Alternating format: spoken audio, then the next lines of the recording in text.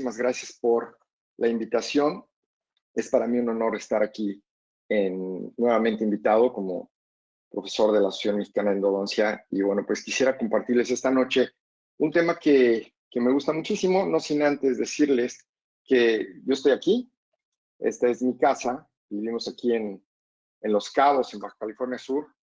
Esto es el paisaje que tenemos 364 días al año, ¿verdad? Con un clima maravilloso, un lugar paradisiaco en el cual desarrollo mi actividad clínica y que es lo que vamos a compartir el día de hoy. Va a ser lo que hago todos los días, ¿sí? También es el momento en el que en esta temporada llegan estos espectaculares animales que son la ballena gris y la ballena jorobada a estas hermosas playas y este hermoso océano, tanto del Mar de Cortés como el del Pacífico. Es un privilegio, la verdad, vivir en este lugar, ¿sí? Y bueno, pues como les mencionaba ahí un poquito en el currículum, esta es mi práctica privada. Tenemos un pequeño estudio. Esta es la segunda empresa que formo aquí en Los Cabos. La primera se llamaba Dental Health y esta que ahora es Dental Studio, en donde tengo diferentes colaboradores, como el doctor Alex Berrón, que es mi protesista, que inclusive está aquí esta noche conmigo. Es un gran apoyo para mí, para todo lo que les voy a mostrar. Él forma parte de esto y siempre está creando conmigo contenido. Entonces, esto es lo que hacemos en este pequeño lugar. Es la clínica. Están cordialmente invitados cuando quieran venir a visitarnos. Bueno, pues no duden en contactarnos, ya sea por las redes sociales o por nuestros correos, en donde podemos venir a visitarnos, pueden venir a visitarnos, ¿no? Y entonces, el día de hoy quiero hablar acerca de lo que hacemos y cómo he interactuado multidisciplinariamente con otras áreas, y la endodoncia la he visto de una manera diferente, ¿no? Es para mí de suma importancia que puedan entender este otro punto de vista. Probablemente para muchos puede ser un poco criticable, pero es la manera en la que pienso y la manera en la que he crecido. Y sí, hablamos mucho de tecnología actualmente, y la tecnología, pues sí, nos puede ayudar muchísimo. Por un lado, hace nuestra práctica mucho más sencilla, hace una práctica que sea mucho más fácil y predecible, pero por otro lado, yo creo que la tecnología simplifica tanto muchas veces todo lo que podemos hacer en nuestra práctica diaria, que nos puede meter en algunos problemas, ¿no? Y más cuando de repente tenemos a nuestro alcance tanta información. Yo digo que ahora ser profesor de una universidad o ser profesor de una escuela es muy complicado. Todos los alumnos tienen una información a la mano que puede ser cierta o no puede ser cierta, y vemos inclusive algunas de estas publicaciones por los gurús que yo veo en las redes sociales, que sin más ni más tienden a dar su opinión de muchas cosas que ni siquiera a veces ellos hacen, ¿no? Entonces, sí es complicado esto de decir hasta cuándo puedo utilizar endodoncia, la tecnología, cuándo no. Y bueno, pues claro, ejemplo de estos que parecen chistes, ¿no? Y olvidamos a veces lo más indispensable que pudiera ser el leer un manual, y la gente que se pasa todo el día en la endodoncia, perdón, en la computadora pidiendo ayuda, porque se ha dejado un poco de lado la práctica clínica como tal. Y nosotros somos clínicos, nosotros somos gente que nos dedicamos a estar en el sillón dental. Yo vivo de esto, no vivo de otra cosa que no sea de esto. Y bueno, pues entendiendo esto, también tenemos muy claro lo que es el éxito en el tratamiento de endodoncia. ¿Y de qué dependerá el éxito en el tratamiento de endodoncia? Todos lo sabemos que es gracias a la utilización de la magnificación, el conocimiento, por supuesto, de la anatomía, el conocimiento a conciencia de la anatomía interna del conducto radicular, una instrumentación adecuada, la irrigación exitosa que podamos tener para complementar esta instrumentación adecuada, así como la obturación en tercera dimensión, que es de lo que voy a estar hablando muchísimo, pero sobre todo en el sellado coronal exitoso, que pienso que es una parte muy importante que nosotros a veces como endodoncistas obviamos, ¿no? Y hay gente que ahora veo muchísimo que le pone fecha de caducidad a los tratamientos de endodoncia. Déjenme platicarles un poquito de este caso. Este es mi primer caso que realizo cuando me muevo de la Ciudad de México a Los Cabos. Tiene 17 años este caso, y 17 años que orgullosamente puedo decir que después de todo este tiempo sigue en boca, porque acabo de ver este paciente. Y sin embargo, digo, ¿cuál es la fecha de caducidad que la gente que tiene implantitis, ¿sí?, está poniéndole a estos casos, ¿no? ¿Por qué dicen que la endodoncia tiene una fecha de caducidad, o por qué dicen que la endodoncia ya no se debería de hacer cuando ahorita estamos en nuestro mejor momento como endodoncistas, porque tenemos un montón de herramientas para sacar adelante estos casos que antes no teníamos, ¿verdad? Y creo que estamos mucho más preparados para darle batalla a cualquier tratamiento que se nos pueda presentar, ¿sí? Entiendo que mucha gente hable de los implantes como una maravilla o como la única opción cuando tenemos una dentadura terminal. Es cierto, ¿sí? Estos son casos que a veces llegan a la clínica y hemos entendido este término de dentadura terminal cuando nos encontramos con esto, y cuando creo que aquí sí pudiera estar muy justificado el colocar implantes, ¿verdad? Porque no tenemos otra cosa que hacer, o porque no tenemos a la mano otra cosa que no fuera una prótesis removible, que bueno, si tenemos la opción de colocarles unos implantes, bueno, pues se los podemos brindar. Pero estos son los pacientes que a veces nos llegan aquí. La mayor parte de los pacientes que nosotros tenemos son pacientes ya seniles, son pacientes muy grandes, con los cuales nos enfrentamos a todo lo que conlleva atender a pacientes ya de la tercera edad, ¿verdad? Pero este paciente llegó así, y bueno, pues junto aquí se decidió colocar estos implantes para poder rehabilitarlo.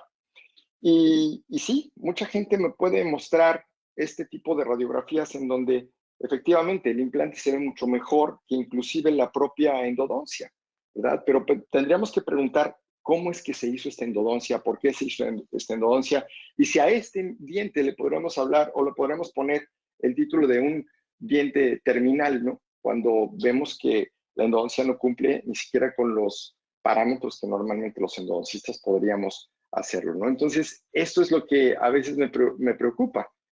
Y si consideramos que el objetivo del tratamiento de endodoncia va a ser definido como la eliminación o prevención de una lesión periapical, también podemos pensar que el éxito de la terapia endodóntica se va a basar o va a ser juzgado en base a la resolución del problema y devolver la función al órgano dental, que es lo más importante. Y vamos a estar aclarando esto con mucho apego. Entonces, el éxito en endodoncia yo creo que tiene una ambigüedad para poder ser evaluado, ¿no? Y primero, para algunos, el éxito en endodoncia sería la ausencia de los síntomas. Si un paciente llega con nosotros y de repente tiene mucho dolor y somos lo suficientemente capaces para poder evitar el dolor y que desaparezcan los síntomas por el cual llegó el paciente, para algunos clínicos, esto sería un éxito, ¿sí? Esta ambigüedad también aparece cuando para otros, aparte de que haya ausencia de síntomas, va a haber ausencia de hallazgos radiográficos, como en este caso, ¿no? ¿Qué es el éxito? ¿Sí? Sin embargo, si nos ponemos más críticos y somos mucho más exigentes, devolver la función al órgano dental, creo que para mí eso es éxito en endodoncia después de haber hecho el tratamiento de conductos.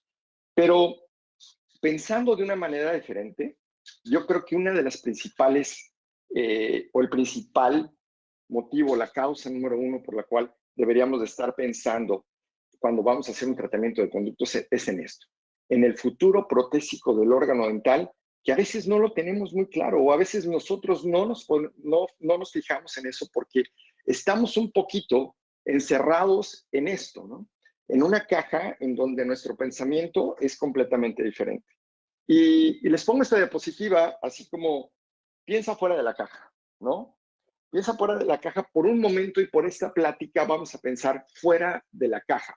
¿A qué me refiero con esto? Esta zona, la zona periapical, la zona de las raíces, los endodoncistas hoy más que nunca la tenemos muy bien entendida, la manejamos completamente y tenemos gente que hace unas endodoncias maravillosamente, pero sin embargo, ¿qué pasaría si en lugar de pensar así, ahora pensáramos antes en esta parte y le pusiéramos un poquito la atención a lo que son la corona o el futuro protésico de la endodoncia. ¿Cuántas veces hemos hecho endodoncias que no se deberían de haber hecho? ¿Cuántas veces hemos realizado endodoncias que no se pueden restaurar? ¿Cuántas veces hemos realizado endodoncias como tratamientos únicos, ¿sí? Que en realidad deberían de pertenecer a un grupo integral de una restauración integral de la boca del paciente? Entonces, siempre hemos visto esto, ¿sí? Que es nuestro cronograma de hacer el tratamiento de conductos y después ponerlo en fusión. Pero creo que hay una parte importante que no tomamos en cuenta y es qué pasa con lo que está alrededor de la boca de ese paciente, ¿sí? Realizar un tratamiento de endodoncia cuando realmente lo amerite, ¿sí? Tenemos ahora la facilidad de poder hacer tratamientos diferentes en donde no pueden afectar ni siquiera al diente contiguo, como pudiera ser una elevación de márgenes, que la voy a explicar más adelante. Y bueno, pues esto es lo que hacemos todos los días. Creo fervientemente que los endodoncistas somos algo así como el médico internista o el dentista internista de la odontología. Tenemos, por supuesto, un gran diagnóstico, pero debemos también tener interés sobre la prótesis, sobre la periodoncia, y no se diga sobre la cirugía como una alternativa para solucionar los problemas que no se pudieran solucionar simple y sencillamente con el tratamiento de endodoncia, ¿verdad?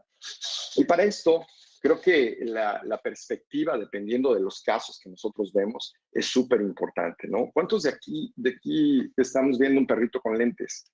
O aquí una persona que se va a aventar un clavado, pero no es cierto, ¿verdad? O esto, ¿quién ve a un perro con el pelo largo? ¿Sí? Esta es la perspectiva. Pero aunado a la perspectiva, cada uno de nosotros tenemos diferentes interpretaciones de las cosas. ¿Y qué es la interpretación? Bueno, la interpretación no es otra cosa que el hecho de un contenido material ya dado y que independientemente del intérprete va a ser comprendido o traducido a una nueva forma de expresión. Y creo que este es uno de nuestros principales errores. Actualmente seguimos pensando plano y ver una radiografía así, desde esta perspectiva, yo creo que no es lo mejor que tenemos actualmente cuando hay mucha herramienta disponible en nuestra práctica, porque ver esto así es como ver un pez así, ¿verdad? Un pez plano. Sin embargo, tenemos que cambiar nuestro pensamiento y creo que el pensamiento 3D es lo que nos ha llevado a tener un mejor diagnóstico, nos ha llevado a poder dilucidar mejor esos casos para poderles dar una mejor solución. Y aunado con este pensamiento 3D, todas las herramientas que tenemos ahora, como por ejemplo los escáneres, los microescáneres, en donde tenemos un conocimiento reflexivo de lo que es la anatomía interna del conducto auricular, y no podemos obviar, una vez que estamos dentro de la cámara pulpar, podemos tener esta imagen, estas imágenes de la anatomía para poder encontrar los conductos auriculares, pero no solo para poder encontrarlos, para poder tratarlos y para poder limpiarlos, ¿verdad? Entonces, vamos a empezar con esta parte del diagnóstico, en donde si bien he dicho que acostumbrábamos a diagnosticar con apenas estas imágenes que teníamos a nuestra disposición, después llegaron los primeros DICOM, que eran nuestros sensores con los cuales pudimos tener una evolución impresionante y que esto vino a cambiar la práctica del endodoncista de una manera verdaderamente importante, ya que aquí empezamos a ver nuestras imágenes mucho más grandes. Muchos de nosotros empezamos a jugar con la distalización o la mesialización de los rayos para poder obtener mucho más información. Y ahora, con esta llegada, y sigo insistiendo en la utilización de los tomógrafos, porque creo que tener un tomógrafo va a ser en unos años muy común que tengamos un tomógrafo en el consultorio dental, porque lo vamos a utilizar. Y menciono en el consultorio dental, no solamente en el consultorio de los endodoncistas o los maxilofaciales. Va a ser parte fundamental del armamentario con el que contemos, ¿verdad? Entonces, hablando de la tomografía y su óptimo utilización, me gustaría hacer algunas preguntas y empiezo con esta. ¿Cuántos de ustedes utilizan una tomografía computarizada? ¿cuántos de ustedes saben pedir una tomografía computarizada? ¿Cuántos de ustedes saben interpretar una tomografía? Otra pregunta es, ¿cuántos de ustedes toman sus propias tomografías? Y la última sería, ¿cuántos de ustedes emplean un DICOM en combinación con un STL para diseñar un dispositivo imprimible para un tratamiento X? Que esto ya va más allá a tener un lenguaje diferente, ¿verdad? Pero sí hemos tenido y aprendido a tener un lenguaje diferente, como pues ahora ya estamos chateando y tantas preguntas, tantas palabras nuevas que hay en esta nueva comunicación digital que tenemos. Bueno, pues imagínense que no entendamos a qué se refieren con esta última pregunta, ¿verdad? Entonces, es importante que tengamos claro, ¿sí?, que estos nuevos lenguajes como el DICOM, que es un estándar de transmisión de imágenes médicas y datos sobre un hardware y software con de propósito médico, y estas aplicaciones, y las aplicaciones más comunes de esto son la visualización, el almacenamiento, la impresión y la transmisión de estas imágenes, que si bien han llegado con nosotros para ayudarnos a cambiar la manera de pensar y no tener un pensamiento bidimensional, un pensamiento plano, creo que es importante el que nosotros nos empecemos a adentrar cada vez más y más y más en estos nuevos lenguajes cibernéticos, ¿verdad? Y bien conocidos los diferentes planos en el espacio, como es el coronal, el sagital, el axial y las reconstrucciones tridimensionales, nos ayudan muchísimo a poder tener un mejor diagnóstico. Y a esto me refiero cuando de repente vemos estas imágenes y no sabíamos antes de qué se trataba, en dónde buscar o a dónde quiero buscar. ¿Cuál es mi lugar en donde tendría que buscar tal o cual información que me ayude a concretar un diagnóstico que quiero darle a mi paciente, ¿sí? Sean en estas imágenes, en estos cortes, o simple y sencillamente en una reconstrucción planar, que para mí esta también es una imagen muy importante porque todos tenemos o sabemos más o menos de qué se trata esta imagen porque estamos muy relacionados con una radiografía panorámica. Sin embargo, si observamos perfectamente bien que esta radiografía, esta reconstrucción planar, es el conjunto de esos voxeles que se acomodaron en un tomo para poder ser leídos más adelante, bueno, vamos a obtener informaciones que de verdad nos van a servir de utilidad. Y informaciones claras, ¿sí?, que debido a estas unidades tan pequeñas, que son los voxeles, que tienen esta capacidad de opacarse o profundizarse, podemos ver las imágenes de un punto de vista diferente. Y les preguntaba si alguien sabe cómo pedir una tomografía, porque así como llegamos a Starbucks y pedimos un café y ahora es tan complicado porque no nada más es llegar a pedir un café, ahora pedir una tomografía es importante y no dejarle al técnico radiólogo que tome la radiografía o que tome la tomografía como ellos quieran. Aprendamos a pedir la tomografía porque dependiendo de lo que nosotros le pidamos al tomógrafo es lo que nosotros vamos a poder ver. Y ellos tienen un menú. Nos encontramos que todos los tomógrafos tienen un menú en donde tenemos una lista de cosas que podemos ver. ¿Para qué necesitamos una tomografía y cómo la podemos pedir? Básicamente, todo lo que tenemos que saber es que tenemos FOBs pequeños, FOBs medianos o FOBs largos. Y dependiendo del tamaño del FOB o de lo que vayamos a pedirles en la tomografía, pues va a ser lo que vamos a observar. Un ejemplo de esto es, por ejemplo, este es un recorte de una tomografía de un FOB grande, ¿sí?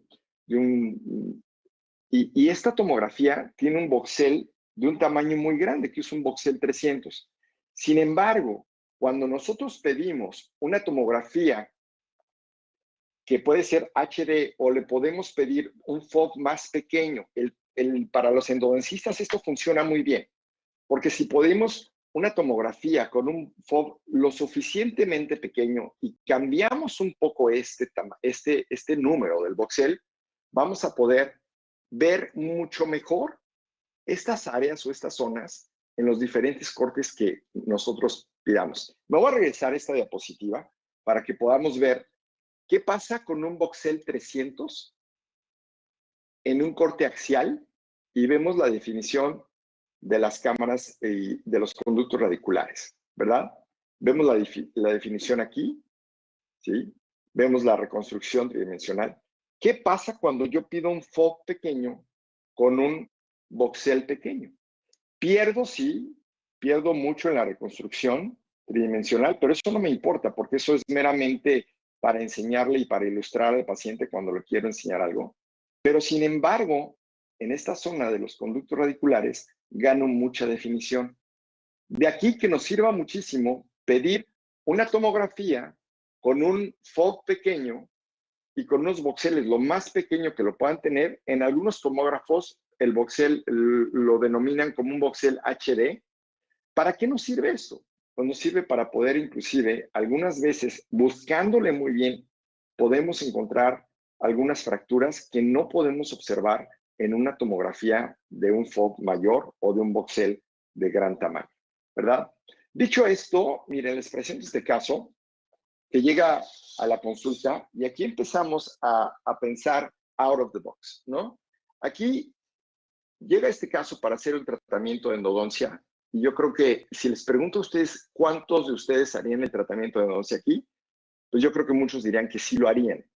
Sin embargo, podemos seguir viendo la tomografía y podemos observar que en la unión de las raíces mesiobucal con la palatina, en esa zona de la furca, hay una destrucción importante que seguramente no iba a poder ser restaurada muy fácil. Veamos este corte en esta zona, en este sagital, y vemos que la destrucción por el proceso carioso va mucho más allá de la unión de la furca.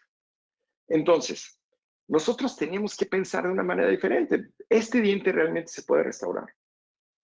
Este diente, cuando llegue a las manos de nuestro referidor, va a ser restaurable. Le vamos a ocasionar un problema o inclusive van a intentar hacer un alargamiento de corona cuando en realidad a lo mejor este diente no tendría por qué haberse hecho ni siquiera la endodoncia, ¿sí? Entonces, cuando llega el paciente y me dice, ¿me van a hacer la endodoncia? No, no puedo hacerte la endodoncia.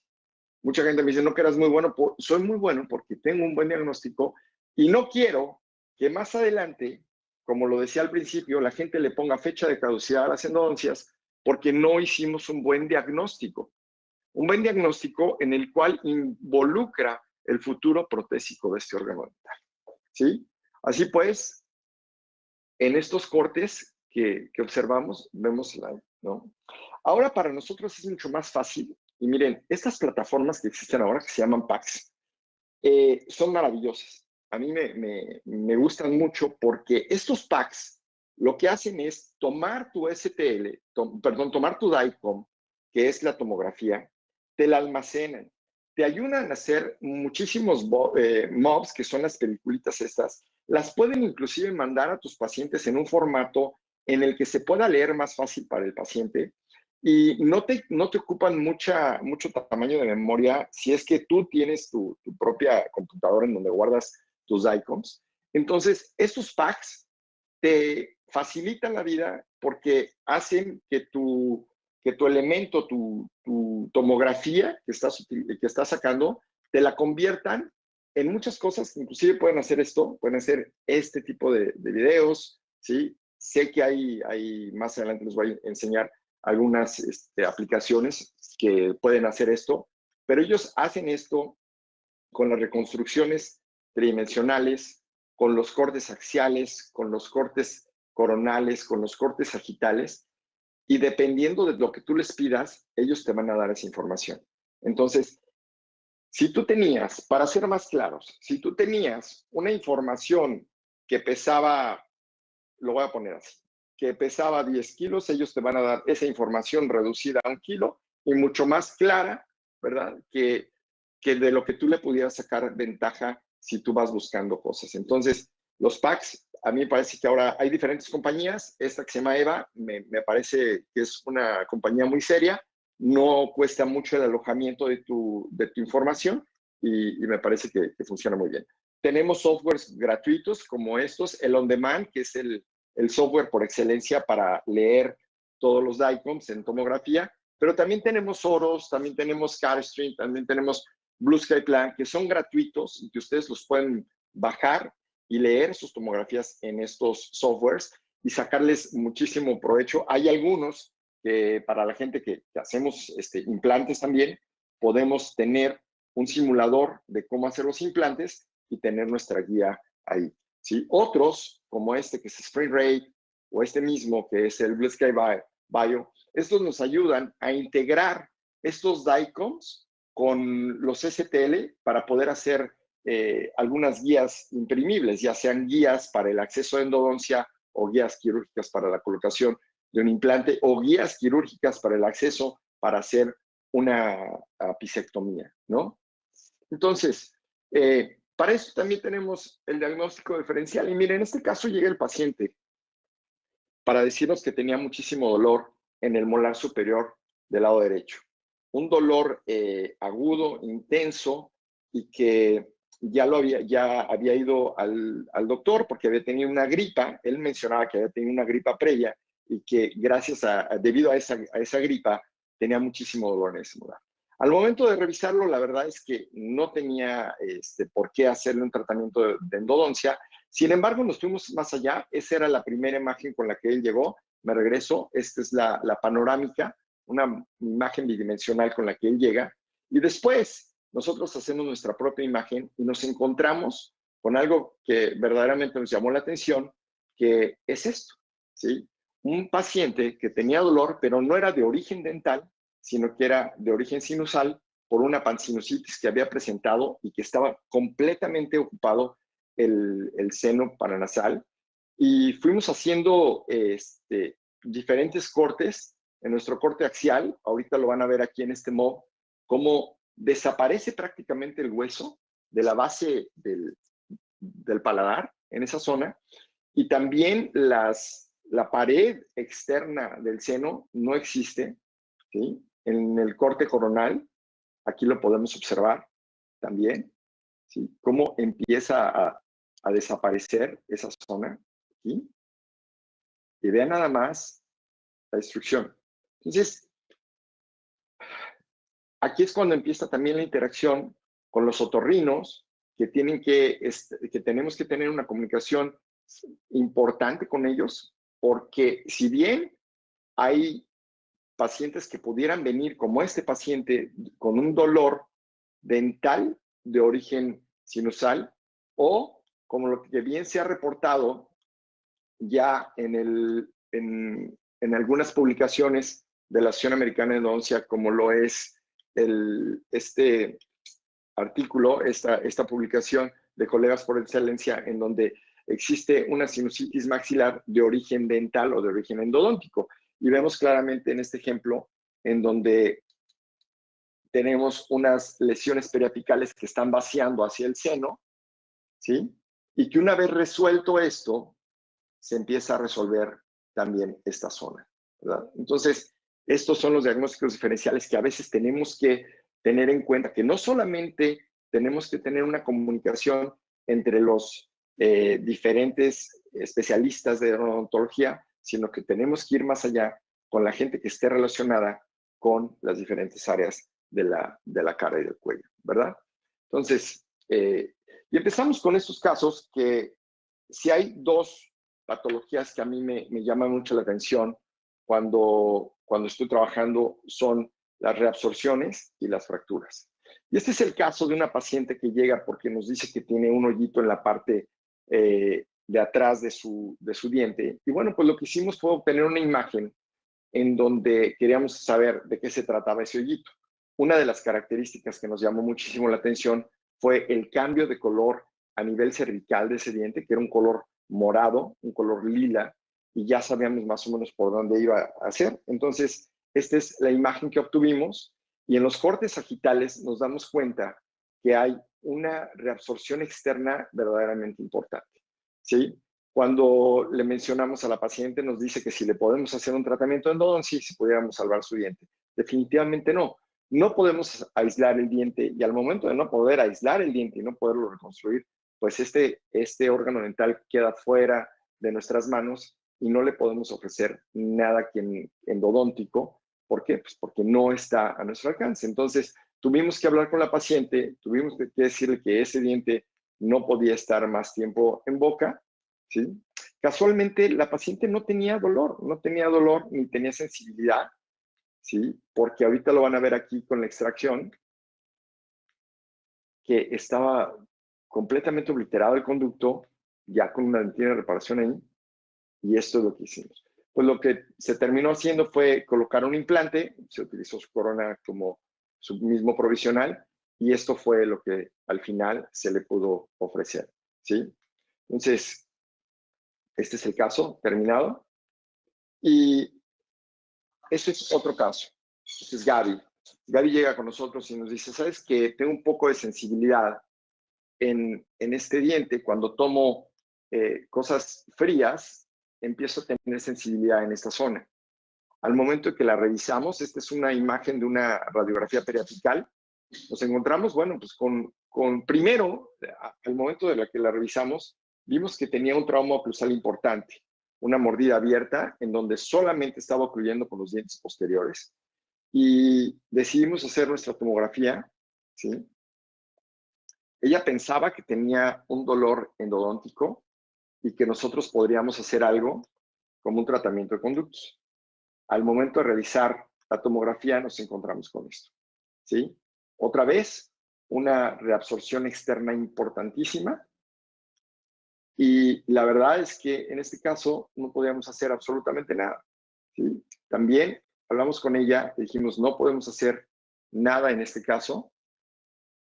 Hicimos este MOB y quiero que observen, me voy a regresar un poquito para que observemos la zona en donde está la reabsorción y toda la destrucción que tiene esto, ¿sí?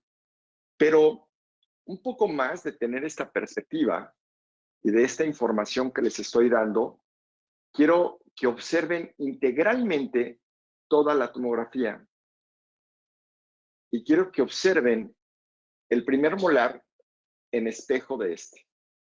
Y nos encontramos con una reabsorción en esta zona, ¿sí? Entonces, teníamos un diente que estaba descartado y un diente que estaba perdido, ¿sí? Pero había otra cosa que hacer. Aquí tenemos estos cortes axiales que en lo particular, como endodoncista, son los cortes más importantes con los cuales podemos trabajar los endodoncistas. Nos dan una información verdaderamente fenomenal y fundamental para nuestra práctica. Podemos jugar con las distancias, ya sea de las distancias entre conductos para poder localizarlos, o de la distancia radicular del ápice a la corona, del ápice al cuello del diente, para poder tener una idea de cuánto puede medir o hasta cuándo podemos, hasta en dónde podemos encontrar. Por eso esta es una de las imágenes más importantes para mí del tomógrafo. Entonces, nos vamos al diente espejo, al otro molar, del otro lado, y tomamos una radiografía periapical, nada más para ver cómo se vería una reabsorción, y vemos esto. Porque les repito, esta no es una imagen 3D, esta es una imagen planar que no nos da la información y que no podemos diagnosticar y que ignoramos muchas de las cosas que podemos encontrar en una tomografía. Entonces, aquí volvemos a hacer la tomografía. El diente que estaba con una reabsorción muy importante ya se perdió.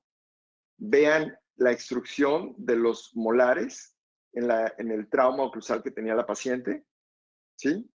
Y vamos a ver qué fue lo que hicimos en este lado. Aquí empezamos a hacer nuestros cortes sagitales y empezamos a ver la reabsorción. En la reconstrucción 3D, esto fue lo que encontramos, apenas y la salida de esta reabsorción. Y esto era lo que tenía. La paciente no tiene caries, la paciente no presentaba nada de destrucción en su molar, y empezamos a hacer el tratamiento de conductos. Entonces, utilizando una técnica de instrumentación reciprocante, fue como hicimos una raíz uniradicular, nada complicado para hacer el tratamiento de conductos, con un acceso muy conservador, ¿sí? Terminamos de hacer el tratamiento de conductos, aquí tenemos ya la limpieza y la conformación del conducto radicular, y ahora teníamos que trabajar con esto. con la salida hacia el exterior de nuestra reabsorción, ¿verdad?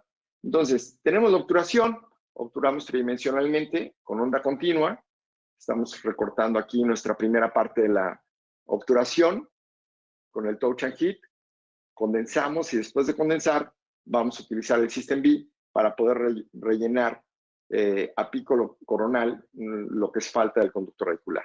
Entonces, esto es lo que hacemos y después de esto nos ocuparíamos entonces de la zona lateral de la salida, que lo que hicimos fue sellarla con un biocerámico. El biocerámico que utilizamos en este caso fue el biodentín.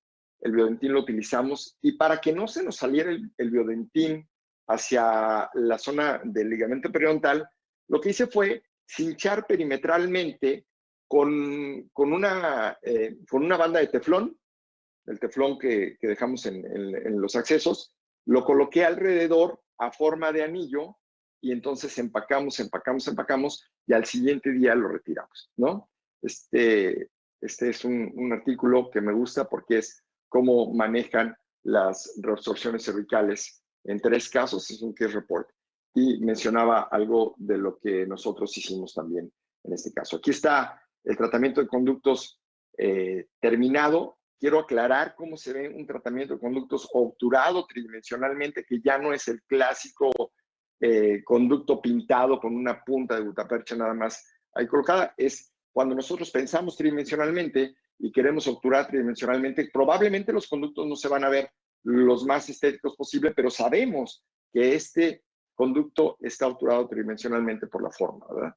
Y aquí tenemos cómo se ve el biodentín, que nada más lo limpiamos un poco con una punta de ultrasonido angulada para limpiar alrededor de la perforación que teníamos, y esta fue la obturación, ¿sí? Entonces, aquí vemos nuestros cortes axiales en diferentes niveles y cómo se ve la obturación lateral, ¿sí? La paciente ya está en un tratamiento de ortodoncia, ya estaba en un tratamiento de ortodoncia, ya tiene mucho que no la vemos ahí, pero aquí vemos los topes de el Invisalign o de los alineadores que traía, los podemos observar aquí, ¿sí? Para corregir este problema de mordida abierta. Estas son las fotografías que me presta el ortodoncista en las preoperatorias. Y esto es en el postoperatorio, no es la paciente más limpia del mundo, ¿verdad? Pero bueno, pues el órgano dental está ahí, ya aquí ya tiene su implante colocado del diente que se tuvo que extraer, ¿sí?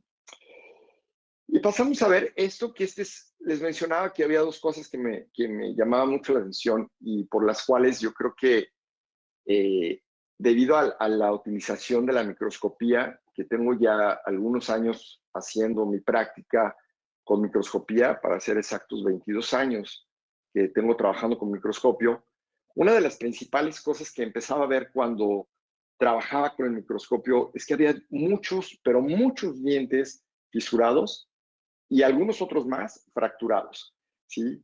Y entiendo perfectamente que ahora la gente cree que está de moda la fisura y que está de moda la fractura, pero no, era algo que me llamó muchísimo la atención cuando empecé a trabajar con el microscopio y dije, claro, por eso no funcionan las endodoncias, porque a ojo desnudo no podemos ver muchas de esas fisuras o fracturas, no las localizamos y nos damos cuenta hasta que el tratamiento de endodoncia fracasa y intentamos un retratamiento de endodoncia, por supuesto, con antibióticos, con analgésicos, va a funcionar otro tiempo, pero al final del día esto va a fracasar. Y vamos a ver algunos casos, ¿no? Esto está ya también muy bien descrito. Les menciono que esto de Colegas por Excelencia, me gustan mucho las publicaciones porque es un compendio de información en donde es impresionante todo lo que podemos aprender, ¿no? Este es del 2008, ya es viejito, pero pueden entrar, es completamente gratis, lo pueden descargar, son PDFs que se leen en una sentadita y creo que vale la pena, ¿sí? Pero cuando nosotros pensamos en la fisura y sus consecuencias de esto, bueno, por supuesto es que muchos de estos dientes, de estos órganos dentales que tienen fisuras, tienen una oclusión traumática. Y somos muy dados a ver el diente que está fracturado. Sin embargo, no somos dados a voltear para ver qué es lo que está causando esta compresión, y sabemos bien que mucho del abuso de la odontología adhesiva está causando este problema, pero también somos herederos de una odontología en la cual era extensión por prevención, de que teníamos muchas amalgamas, ¿verdad? Que para poder alojarse en una cavidad tenían que hacer cavidades muy grandes y que ahora pues siguen fracturándose y tenemos muchas fracturas.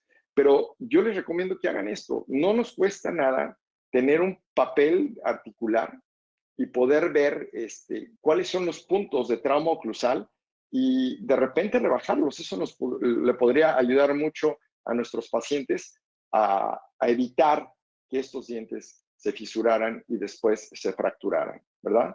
Porque ahí están en las zonas de convergencia. Otra cosa que es, y les mencionaba este abuso de restauraciones adhesivas, que les decimos resinomas, ¿no? Son restauraciones con efectos de cuña que no tienen protección cuspidea, que hay una fragilidad del esmalte importante, y aparte con la oclusión tan traumática, pues puede pasar esto. Sí es cierto que el estrés es uno de los factores importantes. Es cierto que, y leía a mucha gente que me decía, es que durante la pandemia muchos de mis pacientes fracturaron muchos dientes. Sí, sí es cierto, pero pudo haber sido el estrés, pero también tienen un factor predeterminante para que puedan haber estas fracturas y no es otra cosa más que una odontología de la cual se ha abusado mucho en los sistemas adhesivos, ¿no? Ella es Ana Paula, ella es mi hija, y un día que estaba desayunando, estaba con su taza de café y le dije, déjame ver tu taza de café. Porque si bien aquí vemos una fisura, ¿verdad? En la taza de café, que eso es lo que vemos muchas veces en los órganos dentales cuando encontramos una fisura, y si la seguimos, ¿verdad? Del otro lado pasa lo mismo. Entonces, esto se me viene a la cabeza para ponerlo de ejemplo de lo que sucede cuando nosotros encontramos una fisura y que esta fisura cambia de nombre y se llama fractura. Y es un concepto muy mío, es algo que he venido viendo todos los años en mi carrera y todos los años en mi práctica. ¿Sí? A veces les hacemos caso, a veces pensamos que no va a pasar nada, sin embargo pasa. Y nosotros no podemos pegar las fracturas. Por más de que haya publicaciones de manejo y esto, al final del día va a pasar algo con esos dientes que están fracturados. Al final del día, por muy pequeña que esta sea, se va a seguir. Y vemos estos casos. Dentro de los hallazgos clínicos que encontramos en estas fracturas y que son como muy clásicos, esta línea amarilla que encontramos aquí. Otra es el dolor a los cambios de temperatura principalmente y a la masticación. Más aún, los molares inferiores, primeros y segundos molares inferiores, son los que presentan la causística mayor de estas fracturas, y no se diga en los premolares superiores, que es en donde más encontramos los dientes fracturados, ¿verdad? Podemos encontrar este tipo de lesiones con una pérdida ósea al principio, cuando tenemos apenas una fisura que llega a esta zona sin llegar a convertirse en una fractura, o estos casos en donde tenemos lesiones en forma de V y tenemos este tipo de fracturas que nosotros pudiéramos pensar inclusive que son fracturas ya muy viejas porque ya tienen inclusive sarro formado alrededor, pero una destrucción ósea importante, y si no las tomamos en cuenta, esto va a ser una pérdida ósea importante como para después pensar en el que el paciente pudiera tener un implante, ¿no? ¿Sí? Y vemos este caso de una resina en donde igual la paciente presenta dolor a la masticación. Podemos observar esta línea aquí. Nuestro deber es eliminar toda la restauración que esté ahí y seguir esta línea de fractura, esta línea de fisura, perdón, teñirla y seguirla, ¿sí? Yo siempre, esto es lo que hago y lo que les recomiendo. Agarramos un microbrush con un poco de azul de metileno, que es con lo que pinto las fisuras, y las seguimos. Y las seguimos, hacemos nuestro acceso, y la seguimos. Si vemos que la fisura se va hacia la cámara pulpar y entra alguno de los conductos radiculares, entonces eso es una fractura. Otro caso, un caso que llega a la consulta por un referidor, paciente con dolor. Si el paciente llega con dolor, lo que hacen los referidores normalmente es que le quitan la restauración, le ponen un IRM para que se le calme el dolor un poquito, pero ignoran esto. Esta parte aquí, nuevamente, la parte amarilla, que hay que seguirla. Empezamos a quitar esa restauración. Diseñamos nuestro acceso. Aquí vemos el diseño del acceso. Quitamos el techo de la cámara pulpar y nos vamos hacia en donde está la fisura, que después cambia de nombre y la encontramos como fractura. ¿Sí? Acuérdense de la figura de la taza de café porque encontramos, eso mismo que encuentran dentro del conducto radicular, lo van a encontrar al exterior. ¿Sí? Otro resinoma, ¿sí? Lo seguimos, paciente con dolor, realizamos nuestro acceso, encontramos y limpiamos perfectamente nuestra cámara pulpar y nos damos cuenta de que el diente está fracturado. ¿Sí? Entonces, ¿hacemos endodoncia? ¿No hacemos endodoncia? La verdad es que en algunos casos, y ahorita lo vamos a hacer, le he dado el beneficio de la duda al paciente al decirle, esto es lo que tiene. Si usted quisiera, se puede hacer algo por preservar el diente. Algunos se la juegan, otros no, pero hay sus consecuencias y lo vamos a ver más adelante. ¿Sí? Otro caso, nuevamente, ¿sí? Seguimos y vemos el trayecto de estas fisuras que se van dentro del conducto radicular y son fracturas. ¿Sí? Este caso es muy interesante. Y este caso, igual, presenta una línea de fractura, una línea amarilla, ¿sí? Y lo más interesante son los datos que les voy a presentar. El paciente llega con dolor a la masticación, dolor a los cambios de temperatura, nos comenta que tiene el tiempo de evolución de los síntomas, que son de 3 meses, control de la molestia con analgésicos.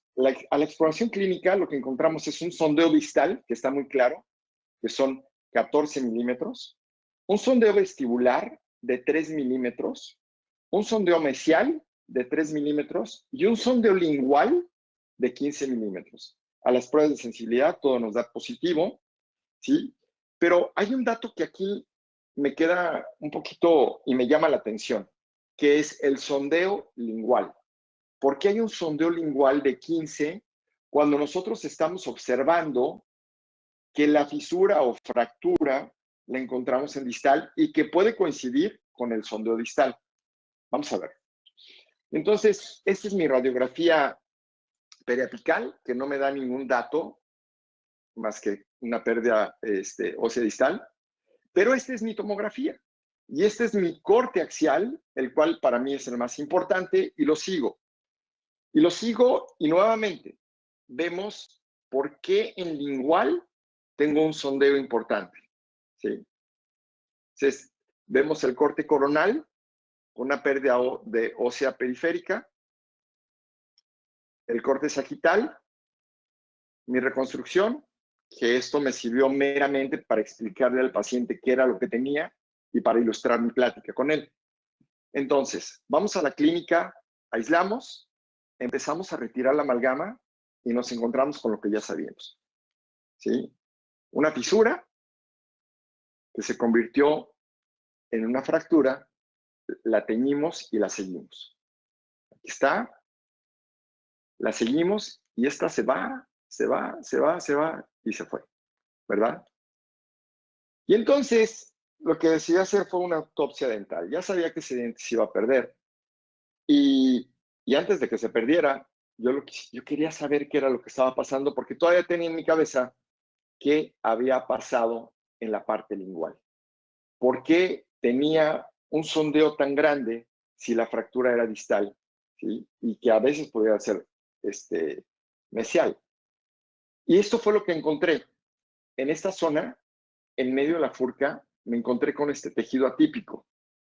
Este tejido atípico no corresponde al cemento de las raíces.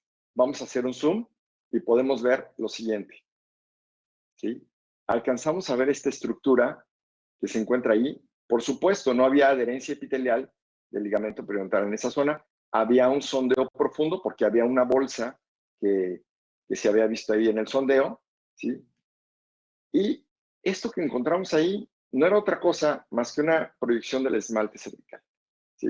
O lo que muchas veces podemos encontrar como perlas del esmalte. Esta era una proyección cervical del esmalte que quién sabe cuánto tiempo tendría, bueno, a lo mejor toda la vida, ¿no? Pero nadie la detectó y eso fue lo que causó que hubiera un sondeo tan importante en esa zona, ¿sí? Bien explicado está en estos artículos, pero con las perlas del esmalte, que si bien están muy conformadas y ahorita las podemos ya inclusive ver por lo que es el esmalte en las tomografías, ¿sí?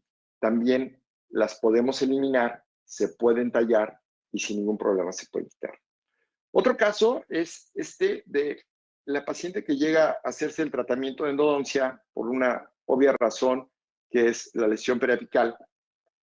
Hacemos el tratamiento de endodoncia, la referimos a su doctor para que le haga su corona, ¿sí?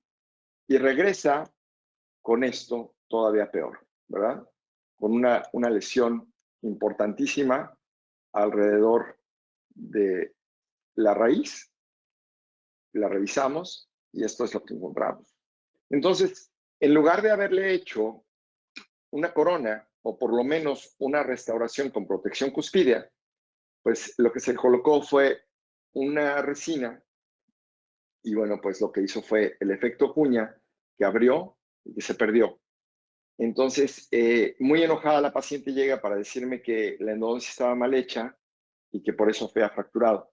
No era la endodoncia, probablemente tenía una fisura y esa fisura, sí, que les voy a ser muy honesto, en ese momento ni siquiera yo la vi por el tipo de acceso que había hecho, pero más aunado a la fisura que pudiera haberse presentado fue el tipo de restauración que tenía, ¿sí? Aquí vemos ya el diente extraído, lo teñimos y vemos todo lo que es la fractura a lo largo de la raíz, ¿sí?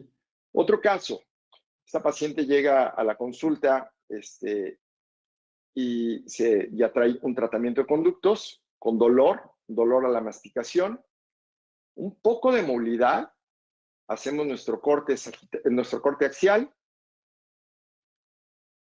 y vemos en este corte, ¿sí? Que es un corte sagital, la pérdida ósea alrededor del diente. Si no tuviera esta información, a lo mejor yo diría el tratamiento de conducto está fracasando y lo que tengo que hacer es un retratamiento. Sin embargo, ya que tenemos esta información, ya que sabemos cómo son las lesiones de las fracturas en forma de V, ¿sí? Hay un sondeo muy específico en cierta zona, entonces ya podemos pensar de que este diente está fracturado y que no tenemos otra cosa que hacer, ni siquiera pensar en un retratamiento porque va a volver a fracasar, simple y sencillamente no se va a poder hacer, ¿verdad? Acuérdense en la taza de café, ¿sí? Este paciente regresa para que le pongan su corona en el segundo molar inferior. Por supuesto, después de tanto tiempo dijimos, no, ya no te podemos hacer eso, pero te podemos hacer el diente de adelante que también va a necesitar un tratamiento de conductos. Y para ser honestos, en este órgano dental yo sí vi una fractura. Este paciente es un ortodoncista que me dijo, ¿sabes qué? Yo me la juego, vamos a hacernos la endodoncia, ya no quiero perder otro molar, entonces hazme la endodoncia y si algo pasa, bueno, pues yo me la juego. Esto fue en 2008, se hace la endodoncia, se hace la restauración y regresa 8 años después, ¿sí? Con una fístula, colocamos una punta de gutapercha para seguir la fístula y con esa misma hicimos una tomografía dejando la punta de gutapercha ahí para seguir el trayecto de la fístula y vemos en nuestro corte axial toda la destrucción que hay y en dónde se encontraba la fractura. Nuevamente, la pérdida ósea en forma de V, ¿sí? y el diente fracturado. Vemos estos cortes en una... si alcanzan a ver que este es ya un FOV más pequeño, pedimos un FOV más pequeño para poder ver mucho mejor. Vemos cómo hay una pérdida de la continuidad de la tabla externa, ¿sí? Y las lesiones ahí. Otros cortes. Y vamos a ver este modo en donde podemos empezar a ver cómo son de agresivas las fracturas de tal manera que perdemos hueso de una manera sustancial, ¿no? Entonces, si no frenamos esto, si no nos damos cuenta, después vamos a tener al paciente sin la posibilidad de que pudiera colocarse ahí un implante, teniendo que poner al paciente en el riesgo de que se tenga que hacer una regeneración ósea ahí, ¿verdad? Entonces, esto es lo que tenemos, ¿sí? Vean la fotografía y vemos el defecto y la fractura. ¿Ok? Este es un libro que se tiene que leer sí o sí, ¿no? Son fracturas radiculares verticales de Tamse. Es un libro que tendríamos que tener ahí en la cabecera, porque es sumamente importante la información que nos da este libro, y creo que la información más valiosa que yo pude encontrar, la encontré en las primeras páginas, y para ser más exacto, en la primera página, ¿sí? En la hoja número 1, en donde Tamse menciona unas fracturas que nosotros no tomábamos en cuenta, o que de repente decíamos, oye, es que no había nada en la corona, y el paciente desarrolló una lesión importante. Entonces, él define como las fracturas radiculares verticales histológicas, sin infección y que no son clínicamente evidentes, y que a menos que presenten ya un estado avanzado de la evolución, es como las vamos a poder identificar. Y sí es cierto, miren, cuando tenemos una lesión que no se encuentra a nivel apical, que no se encuentra a nivel cervical, sino que se encuentra a nivel medio de la raíz, piensen en esto, ¿sí? Seguramente por ahí ha de estar Alex Podolsky escuchándome, y le mando un abrazo, qué bueno que llegó bien en la moto. Y él tiene un concepto acerca, ya no dice que vamos a hacer una cirugía exploratoria, él dice que vamos a hacer una cirugía confirmatoria, y estoy completamente de acuerdo con lo que él dice, porque esto es lo que encontramos. Aquí hicimos una cirugía exploratoria, confirmatoria, elevamos el colgajo, y con lo que nos encontramos es esto. ¿Por qué les digo que esta es una fractura histológica? Porque, primero, tenemos alrededor del diente todavía hueso circunferencial, ¿no? En toda su extensión. No es el clásico defecto en forma de V que se lleva esta parte del hueso, ¿sí? Sino es una fractura que nació aquí, en esta zona, y que desarrolló toda esta pérdida ósea. Entonces, ¿por qué pueden estar dadas estas fracturas? Bueno, también se menciona que pueden estar dadas por una obturación traumática, que, si bien es cierto, en la odontología general, o la gente que practica la endodoncia en odontología general, no van a utilizar una técnica de obturación como la que los endodoncistas utilizamos, y la más frecuente que utilizan es la condensación lateral, y esto pudiera ser también lo que esté fracturando los dientes, ¿no? Entonces, vean esto, ¿sí? Este es otro caso. Vemos hueso alrededor de la raíz, y vemos la fractura clara en esa zona, ¿sí? La teñimos, ya. Habrá otros casos en los cuales tengamos que hacer tratamientos combinados, porque a pesar de hacer nuestro tratamiento de endodoncia lo mejor que podamos, ¿sí? Esta es Valeria. Valeria llega con mucho dolor porque se cayó surfeando, se pegó con la tabla, y después de un tiempo empezó con dolor en este órgano dental inferior. Entonces, bueno, con nuestras radiografías periapicales dijimos no hay ningún problema, es una endodoncia convencional para nosotros, realizamos el tratamiento de endodoncia y después de un mes regresa y me dice, Pedro, me sigue doliendo este diente y tengo una bolita aquí en el ápice, a nivel del ápice. Vemos nuestra tomografía y sí, en efecto, había una destrucción más importante. Entonces decidimos levantar un colgajo para hacer una limpieza y verificar qué era lo que estaba pasando ahí, buscando que a lo mejor podíamos encontrar una fractura a nivel del tercio apical. Podemos ver en esta tomografía, después de, me voy a regresar, porque quiero enseñarles esta zona aquí, en mi corte axial, vean la pérdida, ¿sí?, de todo lo que fue la cortical vestibular, una lesión verdaderamente grande. Hicimos el colgajo, retroobturamos y después colocamos un injerto óseo con el plasma de la misma paciente y esto fue lo que obtuvimos, ¿sí? Este es en el momento de la cirugía. Esperamos 6 meses y a los 6 meses teníamos esto, ¿sí? A los 6 meses nos encontramos con esta cicatrización que le ayudó a la paciente a regenerar esa zona, ¿sí? Entonces, ya terminamos con los casos que probablemente no tendríamos que haber hecho, que no les tendríamos que haber hecho endodoncia porque encontrábamos este tipo de situaciones clínicas. Y creo que ahora, algo de lo que tenemos junto con la interacción de la tecnología y de la gente que hace prótesis, sobre todo esta gente joven que viene ahora, aquí como Alex, que está aquí a mi lado, hemos diseñado esto que se llama flujo digital endorresto, ¿no?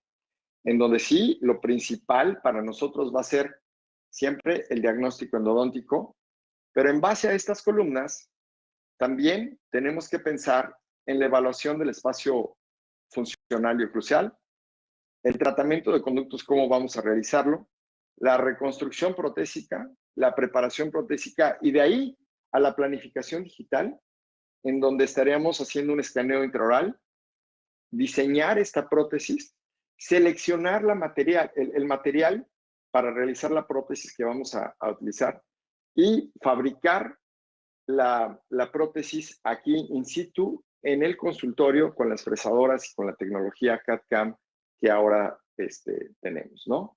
Entonces, pero para esto, bueno, tenemos en nuestras diferentes formas de poder predecir nuestros tratamientos de endodoncia, ¿verdad? Y uno de ellos es este software que me gusta mucho que se llama 3D Endo, en donde podemos planificar las endodoncias, ¿no? Con esta misma información de los DICOMs, nosotros podemos llevarla, importarla a este software, extraer el diente y diseñar aquí nuestra endodoncia. Esto es meramente ilustrativo y nos sirve para tener una idea de lo que vamos a hacer con ese órgano dental.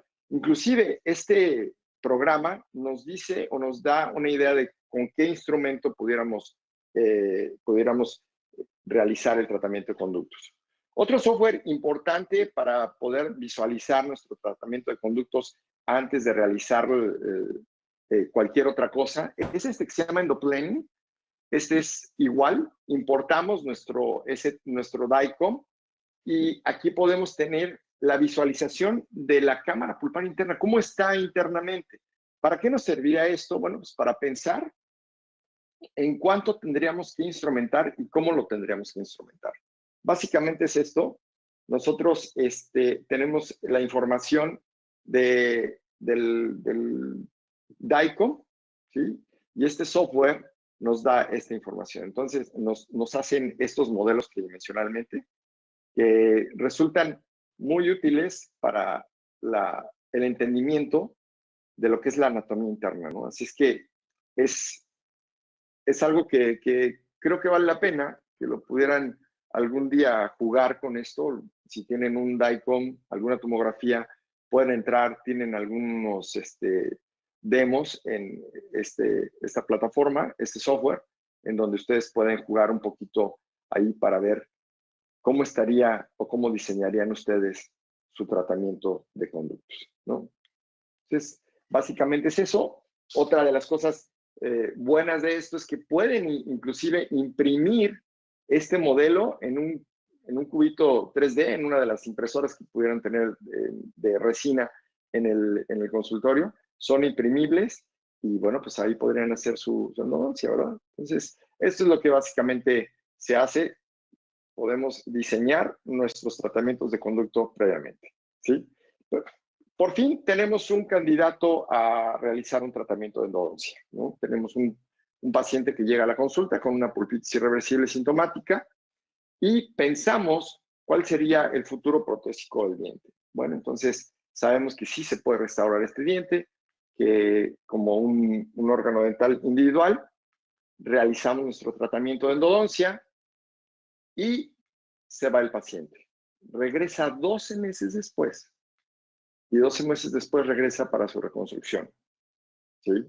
Es una tristeza, ¿verdad? Es una tristeza ver en dónde terminan estos tratamientos que probablemente nos costan un poquito de trabajo por las curvaturas de estos y que hacemos lo mejor, pero los pacientes no tienen el mínimo interés muchas veces por restaurarse. ¿Sí?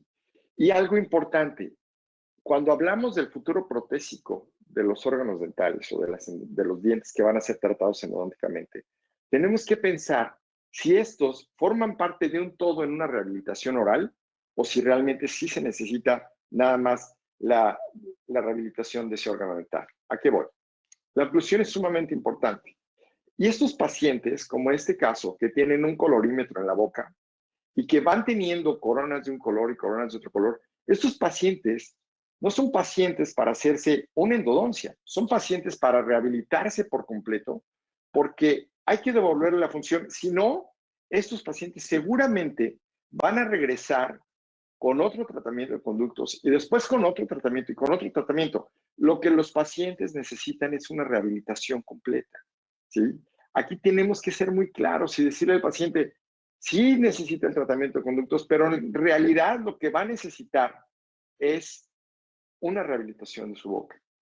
Ese es cuando digo, hay que pensar de una manera diferente, hay que pensar primero en lo que vamos a ofrecerle al paciente. Tenemos estos pacientes, vean cómo han cambiado, ¿sí? La mayor parte de nuestros pacientes, que son pacientes ya muy adultos, llegan de esta manera, de esta forma. Algunos sí tienen el espacio suficiente, ya vienen rehabilitados y entonces aquí no tenemos ningún problema para poder ofrecerles un tratamiento integral. Debemos de entender que los cambios estructurales que van a sufrir los dientes es reflejado directamente por la relación que tienen en cuanto a tensión y comprensión, conocido como alteraciones biomecánicas por el desgaste. Esto es independiente al tratamiento de conductos, ¿no? Esto a nosotros se nos hace como muy normal que se presenten este tipo de panoramas en las bocas de nuestros pacientes.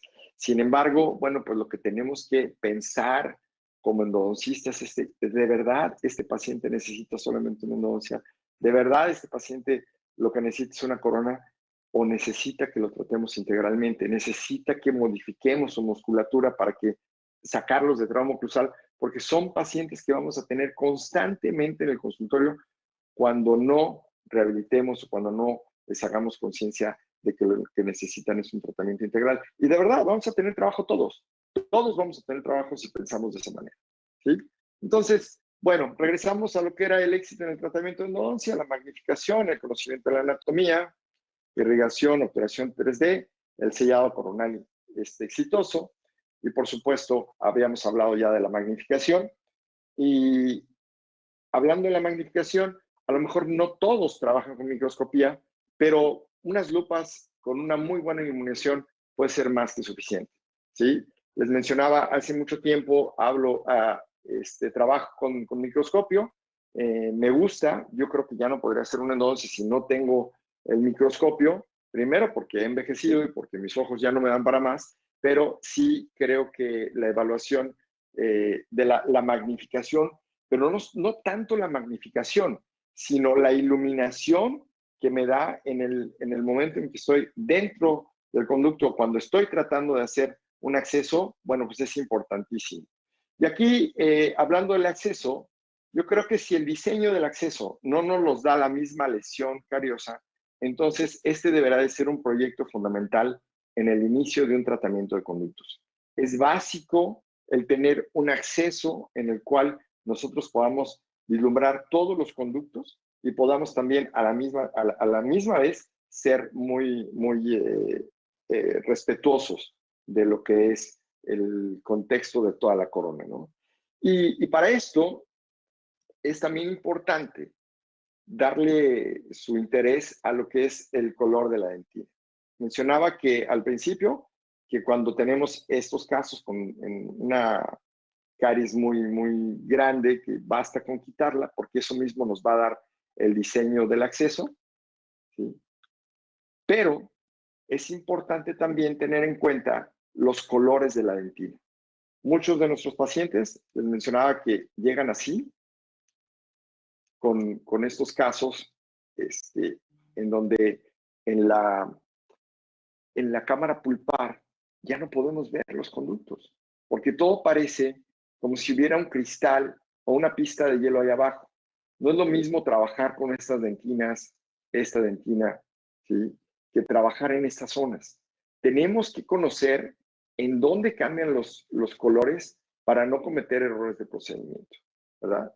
Entonces, y para eso, pues a veces nos tenemos que ayudar un poquito con ciertos instrumentos como estos, que son las puntas de ultrasonido o estos aditamentos ultrasónicos en donde nosotros les montamos las fresas de diamante. Estas son las fresas que yo utilizo para hacer los accesos. Es un método muy seguro para hacer accesos, me gusta mucho. Los aditamentos se llaman ED8 y ED9. Entonces, una fresa normal de diamante está montada en estos dispositivos que van al ultrasonido y que pueden ser mucho más cuidadosos, sobre todo cuando tenemos aquí cámaras pulpares muy cerradas y que tenemos que ir poco a poco para no tener errores de procedimiento, ¿sí? Generalmente el corte lo hacemos en seco hasta que llegamos y podemos localizar la pulpa, entrar a la cámara pulpar. Mi acceso generalmente lo divido en dos partes, el acceso coronal y el acceso radicular. En el acceso coronal hago mi diseño en la cámara pulpar, y el acceso radicular ya lo realizo con instrumentos rotatorios, ¿no? Entonces, esto es lo que tenemos al final. Es un diente ya tallado para una corona. No tengo por qué ser tan agresivo, tan invasivo. Simple y sencillamente hacemos el acceso en donde lo necesitamos para poder continuar con nuestro tratamiento de conductos, ¿verdad? Este es un estudio de Krasner en donde proponen las siguientes leyes de la anatomía de la cámara pulpar, que es la ley de cambio de color, que en el suelo de la cámara pulpar siempre tiene un color más oscuro que las paredes. La ley de la localización del orificio, los orificios de los conductos radiculares están localizados siempre en la unión de las paredes y el piso. Los orificios de los conductos radiculares están localizados siempre al final de las líneas de fusión, que no es otra cosa más que esto, las líneas de fusión de desarrollo de las raíces, ¿no? Esto lo hemos conocido durante muchísimo tiempo y es el famoso mapa dentinario, ¿no?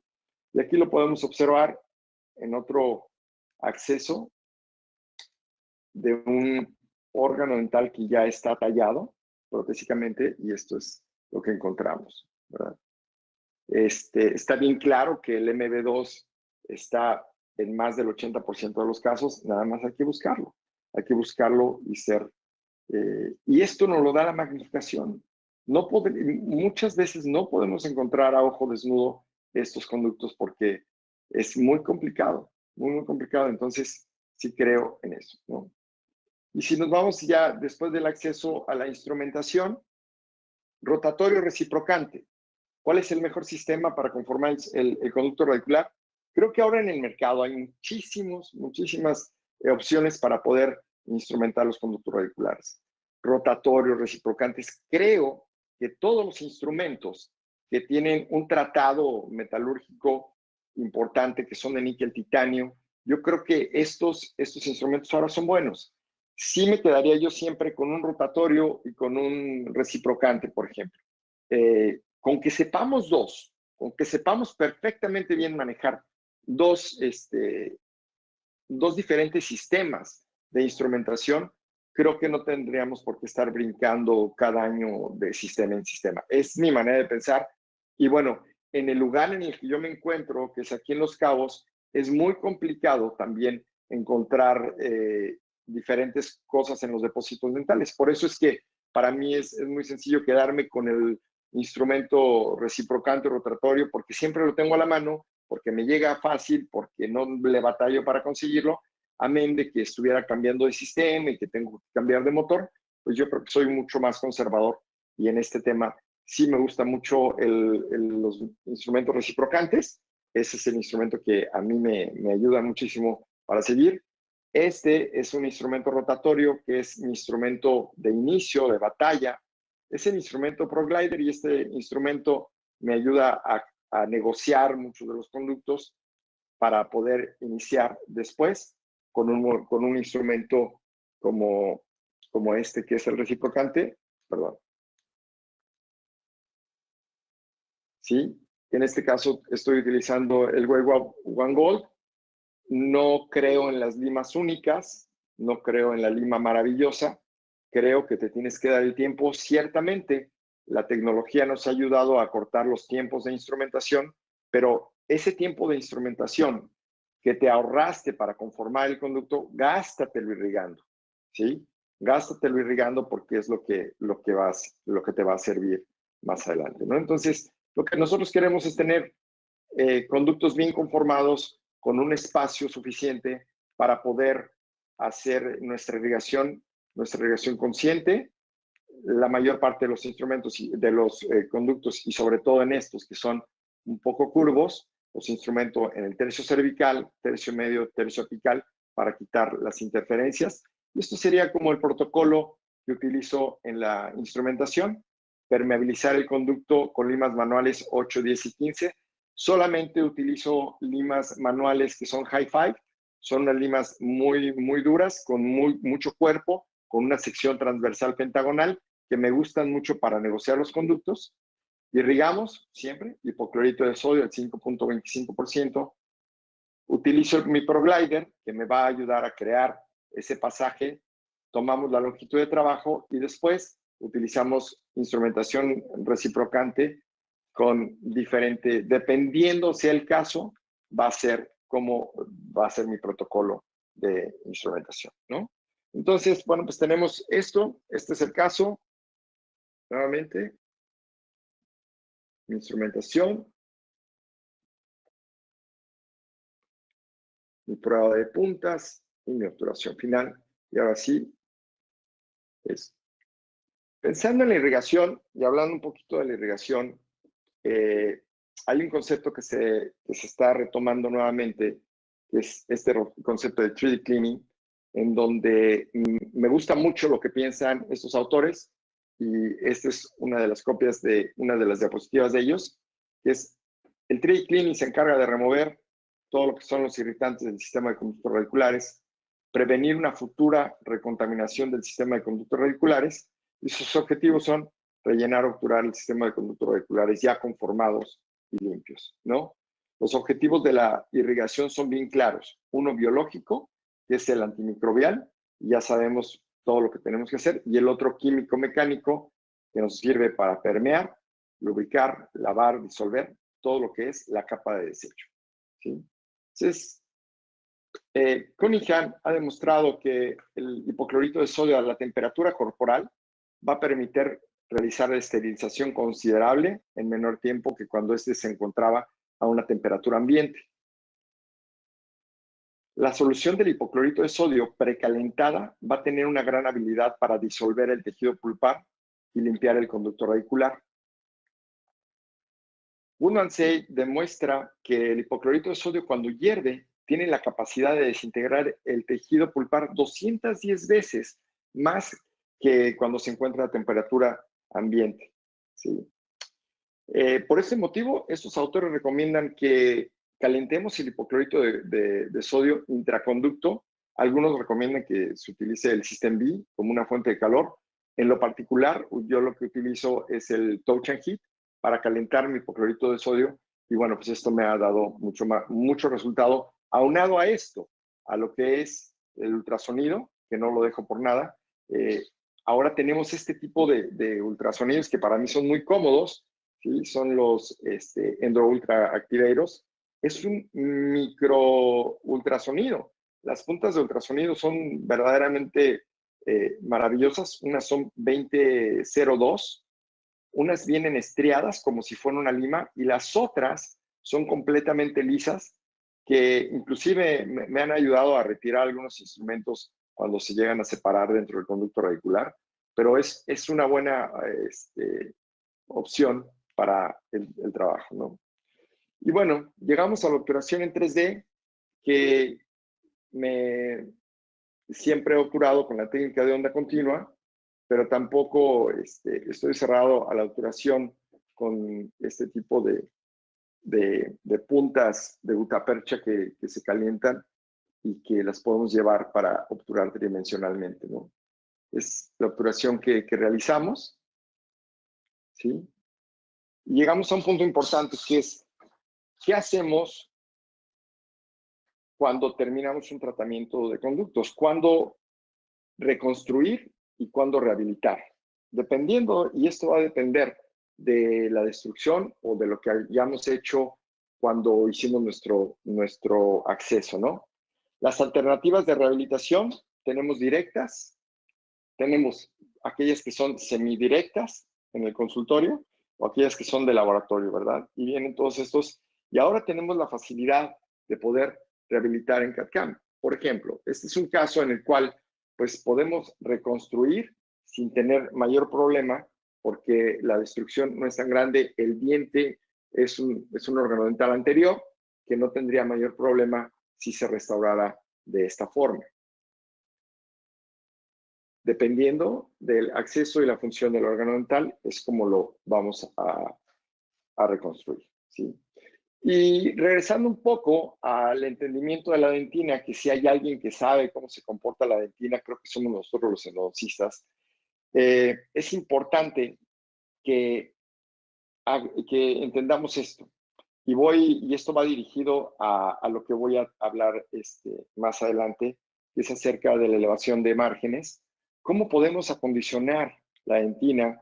La limpieza que tenemos de esta, ya sabemos bien que es con hipoclorito de sodio, el tratamiento con los ácidos, sobre todo el ácido fosfórico, para poder crear esta hibridación y exponer las fibras colágenas que están en la dentina para tener un sustrato hidrolizado que pueda ser atractivo para los adhesivos, para lo que ahorita les voy a presentar, ¿no? A lo mejor Alex está aquí, no coincide conmigo, de que estos adhesivos, para mí el de la quinta generación sigue siendo el adhesivo mejor para trabajar a esos niveles de la dentina y son los que utilizo para hacer esto, que es la técnica de elevación de márgenes, bien descrita ya, que durante mucho tiempo lo hicimos, pero no, a lo mejor no lo hacíamos con el material adecuado. Y también esto nos está ayudando a que se evite hacer el alargamiento de corona que pudiera afectar al diente contiguo, ¿no? Cuando se presentara esto, está muy bien descrito por Magnani, por Pascal Magnet, y lo hacíamos desde hace mucho tiempo, pero ahora tenemos que elevamos márgenes previamente al tratamiento de conductos, ¿sí? Estas son dos resinas que me gustan mucho utilizar en la elevación de los márgenes y también estas son las barreras que utilizo para poder elevar los márgenes. Y vamos a ver un caso. Este es un caso que llega a la consulta en donde me lo refiere un colega endodoncista que no encontró los conductos y me dice, oye, me echas la mano porque yo no tengo magnificación para poder encontrarlo. No había quitado la corona, hablo con el paciente y le digo, para buscar los conductos hay que retirar todo. ¿Y qué es lo que encuentro después de retirar la corona? allá dentro había un desastre, porque había una reconstrucción con amalgama, mucho material externo, ajeno al órgano dental. Entonces retiramos apenas si se veía el conducto que había encontrado mi colega, ¿sí? Y una vez que tenemos eso, entonces limpio por completo todo el órgano dental y veo que hay una parte importante aquí en la cual tendría que elevar primero este margen para poder continuar con mi tratamiento de conductos. Hago un aislamiento con teflón, con un hilo de teflón, y después coloco mi barrera, acondicionamos la dentina y empezamos a colocar nuestra resina fluida, poco a poco, con porciones muy pequeñas, para poder empezar a hacer la elevación del margen. Esta elevación del margen es importantísima porque inclusive le va a permitir al protesista, si es que está bien realizada, colocar una prótesis encima de esta elevación del margen, ¿no? Sin tener que irse mucho más abajo y sin tener que invadir esos espacios biológicos del ligamento periodontal. Entonces, así vamos colocando la resina, la voy esparciendo con un explorador y voy curando cada una de las partes que voy poniendo, ¿no? Me voy a adelantar un poquito. Sí. Vamos a ir adelantando esto y vamos viendo cómo estoy conformando la pared y vamos curando la resina poco a poco, ¿sí? Para crear ese margen que se eleva. ¿Ok?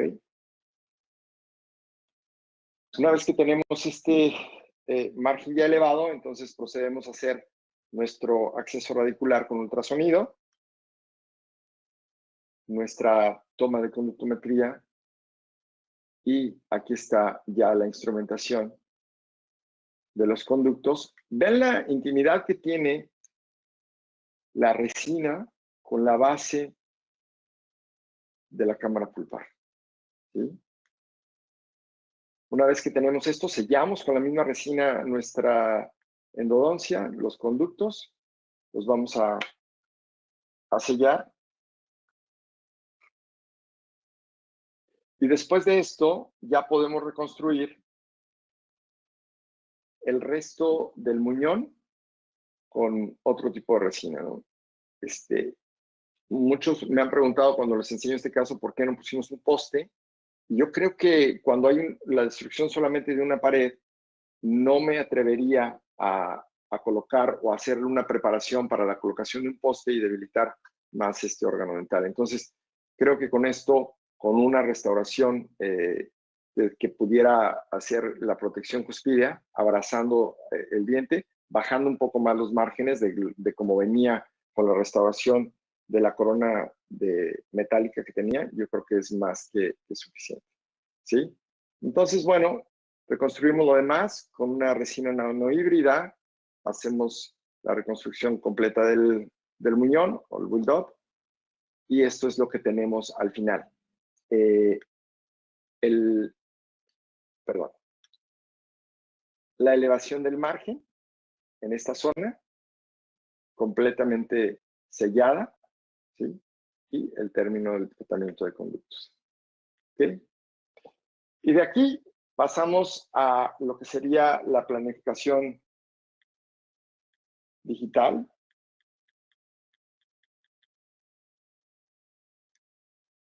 Que, bueno, pues ahora tenemos la ventaja de poder contar con esta nueva tecnología, y creo que estamos en una era en donde pues el tope de nosotros es la imaginación. A dónde queramos llegar con toda esta información, con todo lo que tenemos a la mano, yo creo que solamente nosotros podemos tener el límite, ¿no? Y de lo que estamos haciendo nosotros ahora es, aquí en la consulta, es utilizar esto que es los nuevos escáneres. Este es el escáner con el que trabajamos, que es un Prime Scan, que nos da un archivo STL y este archivo STL es imprimible o tallable para poder realizar una prótesis o para poder realizar lo que nosotros queramos, que estamos imprimiendo, que estamos tomando una impresión con esta nueva tecnología, ¿no? Entonces, ¿cómo es esto? Nosotros tenemos una cámara de video, ahora hay de video y hay cámaras fotográficas que van formando una nube de puntos y estas nubes de puntos crean unas mallas. Los puntos son triangulares porque estos puntos, esta nube de puntos, es lo que nos da que se pueda crear una imagen tridimensional y que podamos tener curvaturas. Entonces, una vez que nosotros tenemos la malla, podemos sobre de esta diseñar lo que nosotros queremos. ¿Cuáles son los conceptos básicos para tomar una impresión digital? Primero, que tenga muy buena exactitud. Segundo, que sea veraz lo que está tomando. Tercero, que haya precisión en lo que estamos adquiriendo con un archivo STL. Y cuarto, que haya una buena resolución, ¿sí? Es importantísimo la comunicación que ahora podemos tener con los laboratorios dentales, que inclusive esta información se la podemos mandar vía correo sin que se pierda absolutamente nada de la exactitud, veracidad, precisión y resolución que contienen esta información, ¿sí? Hay muchos, pero muchos escáneres ahora en el mercado y bueno, pues dependiendo de la economía de cada uno de nosotros, pudiéramos tener tal o cual, ¿no? Entonces, veamos este caso en donde se prepara el órgano dental, ya hacemos nuestra preparación, una preparación expulsiva, nos hace este modelo tridimensional y de tener este modelo tridimensional verificamos que hay un espacio interoclusal importante para que después el software nos dé un diseño primario y de este diseño primario se ajuste la oclusión a una oclusión dinámica, ¿sí? Porque ya inclusive contamos con articuladores que nos dan esto, las medidas, y podemos tallar esta prótesis en diferentes materiales, ya sea un disilicato, el litio, ya sea un disilicato con circonia, la misma circonia, dependiendo de la función y del espacio interoclusal y de que si va a ser un órgano dental que se va a restaurar, a rehabilitar, o si va a ser parte de una restauración completa, ¿sí? Este es un caso en donde tenemos una caries verdaderamente importante abajo. Ahí estamos rehaciendo realizamos el tratamiento de endodoncia, hacemos una colocación de una elevación de margen y sobre la elevación de margen una corona diseñada y hecha en CAD/CAM, ¿sí? Aquí vemos el sellado de estas coronas. Lo que vemos aquí es el diente. Lo que vemos aquí es el sellado, ¿sí? Y la corona, ¿sí? Entonces, a mí me deja muy tranquilo que, por ejemplo, Alex venga y haga las coronas y las selle perfectamente porque está protegiendo mis endodoncias, ¿no? Entonces, eso es lo que hacemos, ¿sí? Aquí tenemos el cubito. Esta es la máquina que tenemos, nuestra fresadora. Con esto estamos fresando. Una corona en promedio nos la está fresando en 14 minutos en este material, que se llama Celtra Duo. Ya sale con un color que generalmente es un color monocromático, no tiene diferentes estratos, pero hay otros que ya tienen estratos y que ni siquiera necesitamos meterlos a cristalizar, a menos que vengan en un disilicato morado, ahí sí tenemos que cristalizarlo. Pero bueno, al final, esto es lo que tenemos. Después de 14 minutos tenemos una prótesis que el paciente se la puede llevar ese mismo día, inclusive que hagamos el tratamiento de conductos. Por aquí está, porque sé que está mi primo, Miguel Ortiz, que está en Ensenada, y él está utilizando esta tecnología también allá en Ensenada. Coincidimos mucho en esto, y para él es una maravilla. El otro día platicando con él me decía, yo preparo, y en lo que escanean yo hago el tratamiento de conductos y el paciente se va con su corona. Y sí, esos pacientes que a veces no tienen tanto tiempo porque son pacientes de turismo dental, pues es lo que estamos haciendo, ¿no? Sí, otro caso de elevación de márgenes. y de una restauración en CAD/CAM. Y estos son los casos que tenemos del día a día. ¿Sí? ¿Okay? Importante para mí, el sellado que nos da esto, no hay una distorsión en cuando tomamos una impresión, en cuando se va al laboratorio, no sé si la corrieron correctamente, cosas que tenemos que pensar los endodoncistas. Por eso les decía al principio, ¿sí? Pensemos, think out of the box, ¿no? Pensemos diferente, pensemos ahora en la restauración, porque la raíz, la endodoncia, la tenemos muy bien estudiada, ¿sí? Este es un caso que llega a la consulta y con esto vamos a terminar. ¿Sí? Para la restauración de estos dos premolares, uno de ellos sí se hizo un tratamiento, se hizo el retratamiento de endodoncia y el otro no se realizó el tratamiento de endodoncia, nada más se colocó un poste, pero esto es prácticamente lo que hacemos. ¿Sí? Diseñamos, escaneamos, tomamos la impresión digital. Después de tener la impresión digital, diseñamos ahí mismo en el escáner, ajustamos en dónde va a sentar la corona. Y es que de verdad el sellado y la veracidad de estas prótesis es impresionante. ¿Sí? Presamos.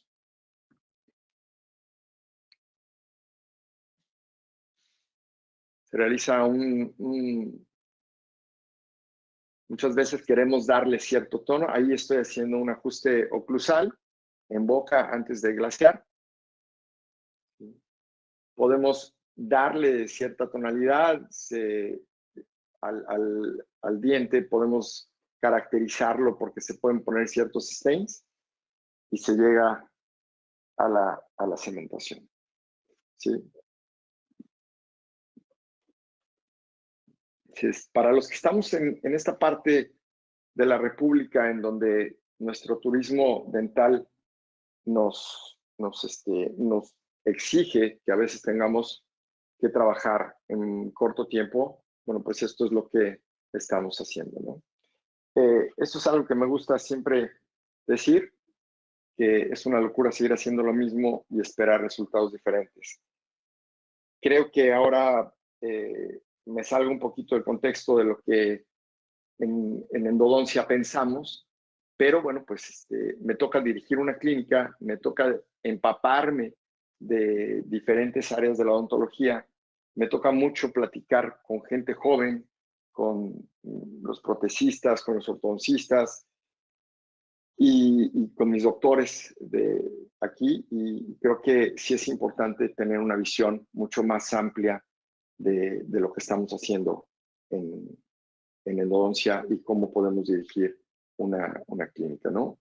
Este es mi correo, así me pueden encontrar también en Instagram, en Facebook estoy como Pedro Ortiz García.